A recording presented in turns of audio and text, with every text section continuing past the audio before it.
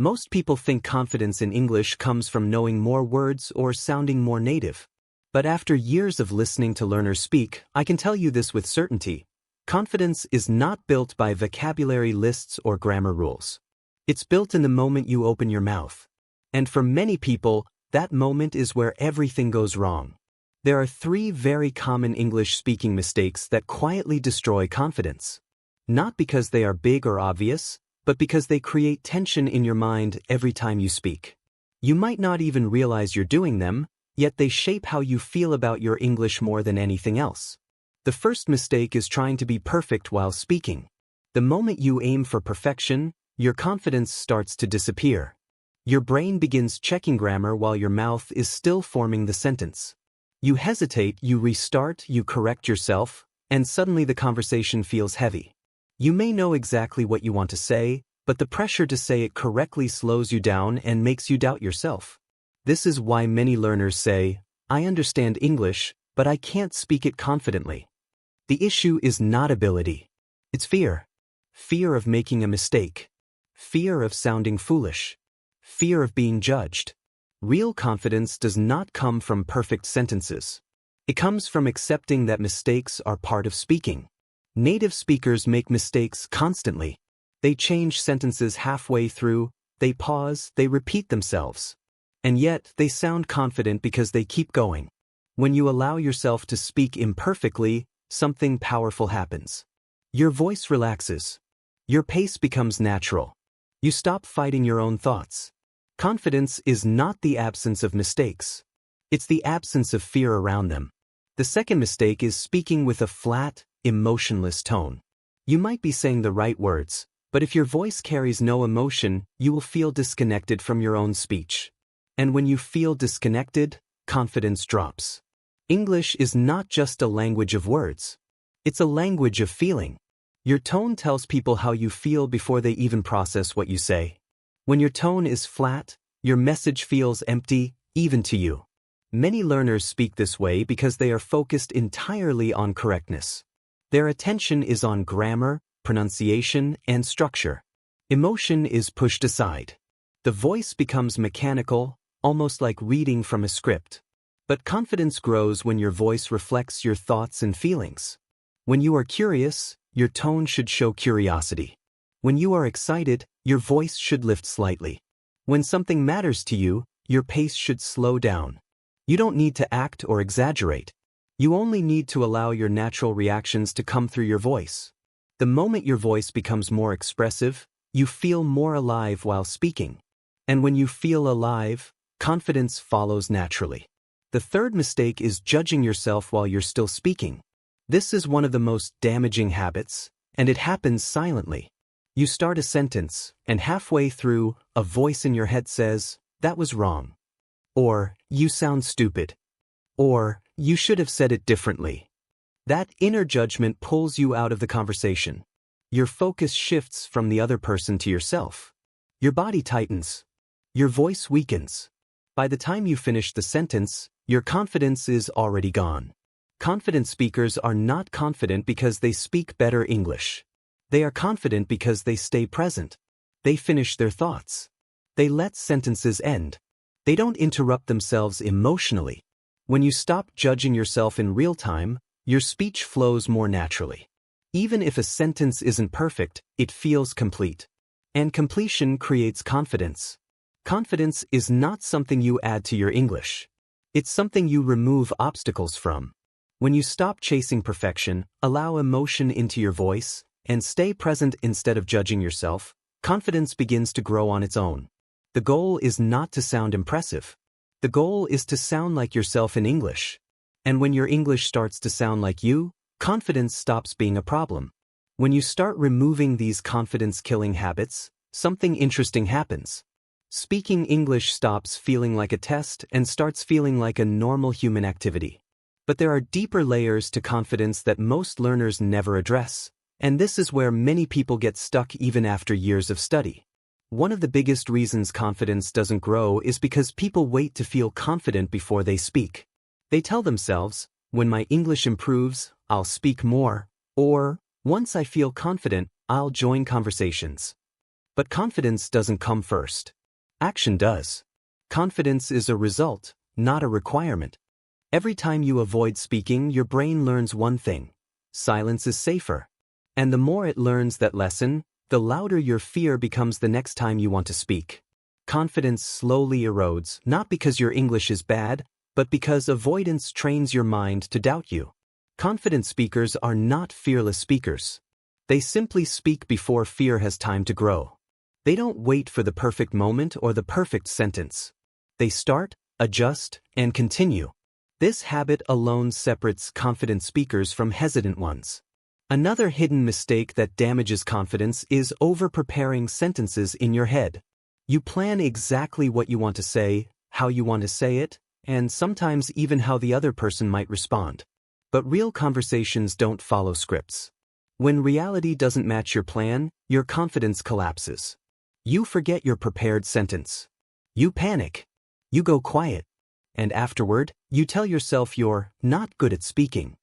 In reality, you were just trying to control something that cannot be controlled. Conversations are dynamic. They move fast. They change direction.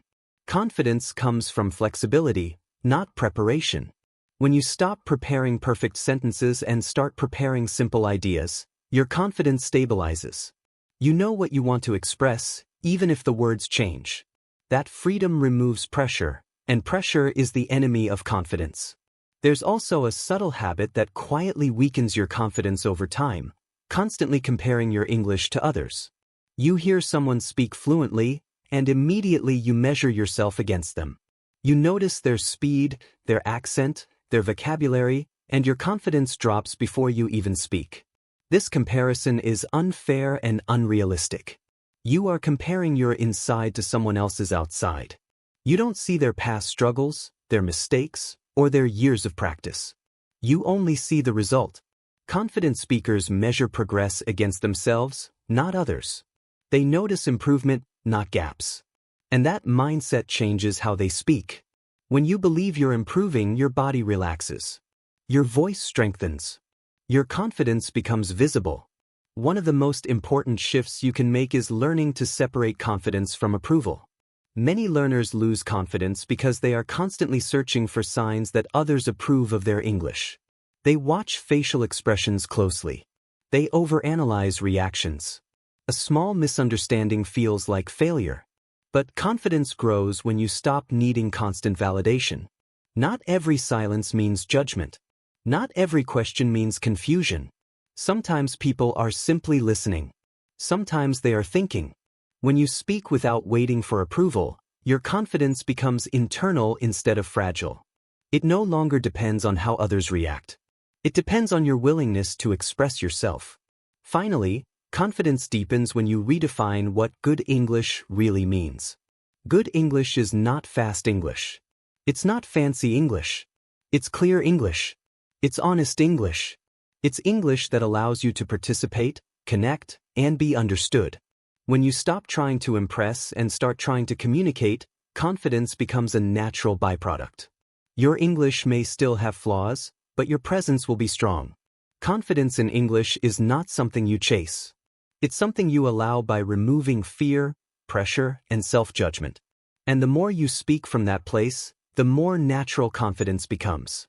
When confidence finally starts to appear, many learners are surprised by how quiet the change feels. There is no dramatic moment, no sudden fluency, just a subtle shift inside. You speak, and instead of tension, there is calm. Instead of panic, there is presence. That's when real confidence begins to take root. One important thing to understand is that confidence does not mean you always feel good while speaking.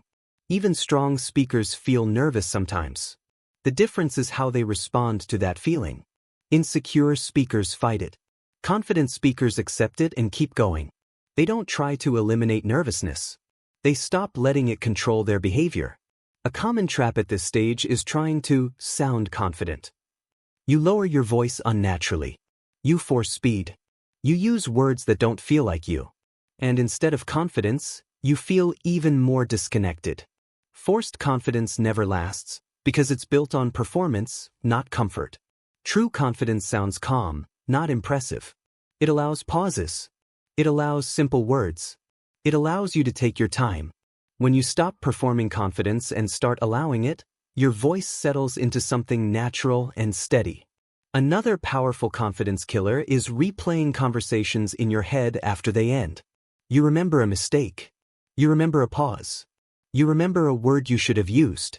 And you relive it again and again.